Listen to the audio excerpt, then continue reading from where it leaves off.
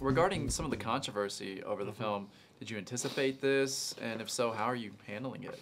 Well, the idea of literalism is strange, because once you cast Russell Crowe, you know, you have made an interpretation. You know, you take Michelangelo's Sistine Chapels, not to compare myself in any way to a master, but, you know, there's that moment of the fingertips, which has become this iconic image.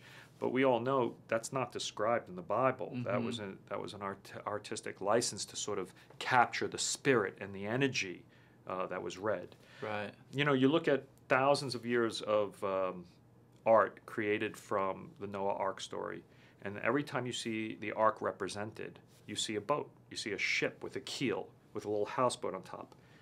But yet, the description on the Ark could not be more specific in Genesis. It tells you it was 3 levels, and it gives you to the cubit, which, you know, what a cubit is questionable, but it gives you the actual proportions. It tells you how high, how wide, and how long it is. Yet that ship has never really been depicted until this movie, Noah. So, you know, there's this idea of what is literal interpretation. We probably have the most literal interpretation of the Ark that's ever been represented, you know, in an artistic interpretation of the text. So, you know, there's a lot of questions. Yeah. Well, what do you admire most about Noah's relationship with the Creator in the film? What do I admire most? I think it's a good question.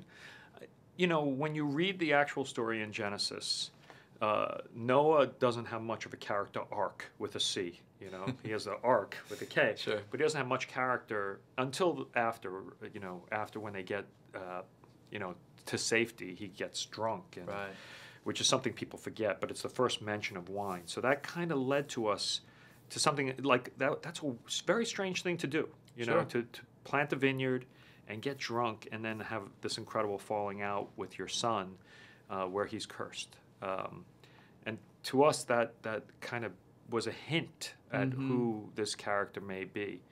But, you know, there is a real story for the Creator in the story, which is it goes from a very, very angry God who is very upset with what man has done to each other and how he's corrupted the world, to a place of the rainbow, of forgiveness and grace and mercy.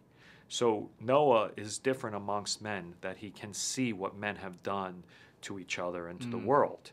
And he's angry and he wants justice. And over the course of the film, he learns to love and find grace and mercy. Last question, what made you jump on board with the biblical story? Well, I was just, I think once again, these stories are the greatest stories ever told. They're our oldest stories. It's been reprinted more than any story, you know, as we all know. And there's something about it that has stuck with people for millennium, right?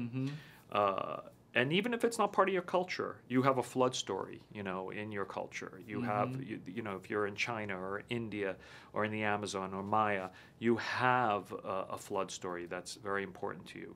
So there's something very elemental about it, yet it's never, ever been brought to the big screen. So for me, that was reason enough. Here's one of the greatest stories ever told, never on the big screen. Let's do it. Did you have any hesitation or trepidation in terms of taking on this role of Noah?